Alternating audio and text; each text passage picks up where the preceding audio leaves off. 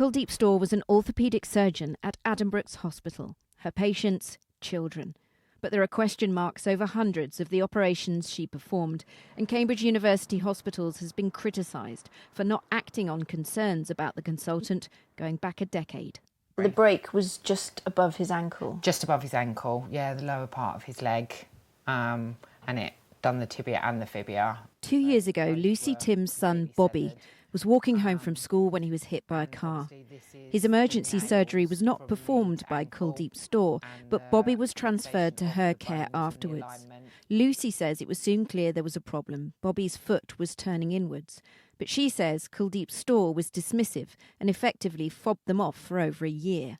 Whether she really truly believed there'd be change, I don't know. But she left us week after week, going back, waiting and waiting until finally I realised that actually we were now looking at corrective surgery and we were 14 months down the line. It was only when Kuldeep Stohr was off work and another surgeon saw Bobby, his leg was finally fixed. But after so long, the bones had fused. The surgeon had to break them again to reset them. The investigation published today concludes Kuldeep Stohr was effectively left to pose a prolonged risk to patients, as some 32 opportunities to act were missed by managers. It was 10 years ago that concerns were first raised about Kuldeep Stohr's surgical technique and decision-making. The hospital commissioned an external review of her work. The review was completed with recommendations around her practice, but these weren't acted on. A pivotal opportunity lost, according to the report. It wasn't until last year, when concerns were raised again, that a second independent review was ordered. When it concluded she had poor surgical technique, Kuldeep Stohr was suspended. The Trust says managers didn't fully understand the early red flags. Kuldeep Stohr was given a bigger caseload and more complex patients. The report says some of the children she performed hip and knee surgery on experienced significant harm. Bobby, who'd rather not appear in vision, thinks about them a lot. I think I was very fortunate about what happened to me compared to other people who were hurt. And I think about that a lot. And I think that may have affected me mentally. I'm not sure. Do you feel you got off lightly compared to some people? Yeah, a lot. I think some people went through the exact same thing as me, but came out even worse than what happened to me. And I don't like that. I think I'm just a bit confused about why, that happened and how something like that slipped through the cracks. If something had been acted upon back then, would we even be in this situation? People are suffering now that didn't need to. This could have all been changed and put right a very long time ago. The Hospital Trust says it's deeply sorry. The first failure is a failure of individual judgment and leadership. We've made changes to key roles in the service and in the board. The second is a failure of governance and process. We've changed the way that people can raise concerns, and we've changed the way that we handle external investigations. Kuldeep Stohr told the review she was overworked. The report says she tried to improve her clinical practice, but had to do so without the help of the Trust. She's previously said she always strove to provide the highest standards of care. Parents are calling for a public inquiry into events at this, one of the country's leading hospitals. Today's report does raise serious questions about the NHS's ability to act on concerns about a doctor's practice. Well, a little earlier I spoke to Jodie Newton, partner and head of paediatric negligence at Osborne's Law. She represents 8 clients who've been involved with the paediatric department at Addenbrooke's Hospital, where surgeon Kuldeep Stohr practiced. I asked her what she thinks the true scale is. So the scale of it we know is already significant, and it seems to be that as the review process develops, it's widening all the time. We've been told that there are 800 patients that have been reviewed under the most recent external report, but my understanding is that there are other affected patients who weren't captured by the report. So I think there may be many more than the 800 we've already identified. These are life life-altering things that have happened to people, and children as well. I mean, what is the impact on those young people and their families? Absolutely devastating. So as you correctly mentioned, there are mostly young people that are affected. It's paediatric orthopedics. And many of those already have complex health conditions.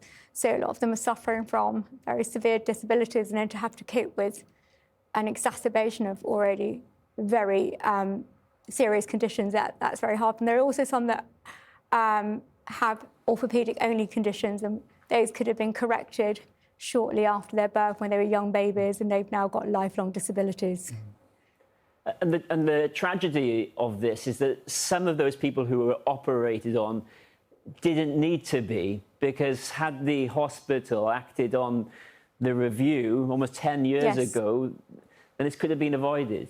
Yes, and I think that's what's heartbreaking for the families, is they've worked out the timelines and the chronologies, and much of the treatment that's been reviewed has post-dated that 2016 report. So the question I think a lot of people will be asking is, how on earth could hospital bosses have had these concerns raised, commissioned a review, and then not acted on it?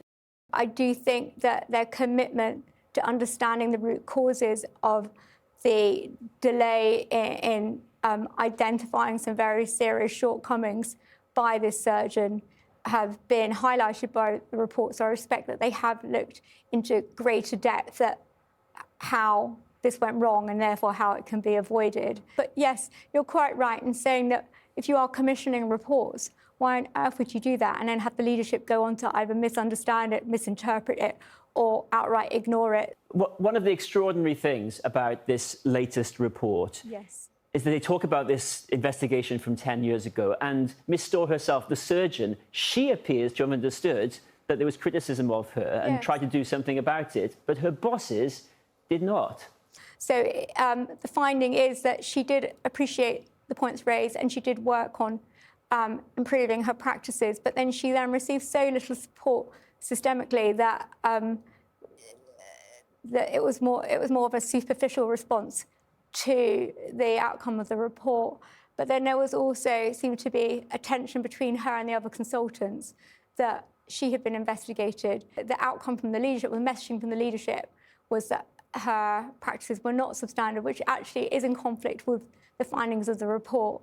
And therefore, there was a reluctance by the consultants to then raise further concerns. They felt silenced.